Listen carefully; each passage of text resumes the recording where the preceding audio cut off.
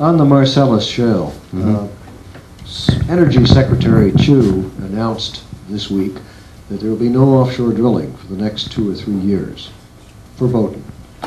And it's expected that the Energy Department, as an offshoot of the Green Party, which it is now, is going to do the same thing with natural gas and fracking, which is a technique for getting natural gas. How do you propose to do war against that? By telling them, you have no authority in Pennsylvania.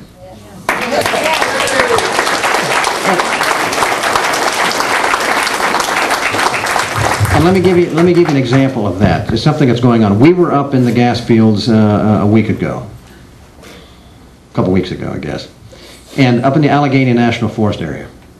Now, this is a separate thing here, but it comes from the feds. The Allegheny National Forest is hundreds of thousands of acres. When the federal government bought that ground, they bought surface rights, but they did not buy mineral rights. So the mineral rights remain in the hands of private property owners. Under law, always, those who own under have the ability to access on top in order to obtain their rights. Courts have upheld that.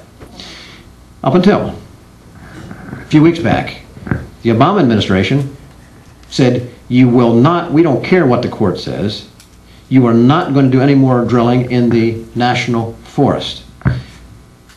Some of the drillers that were there told us that they actually went onto their property in order to try and do it, and they were thrown off by armed marshals. Wow. Now, this has not been in the paper, but it was a fact. They attested to that. So what did they do? They went to the governor and said, intercede for us. And he would not. They went to the Attorney General, who has the authority also, and he said, I will not.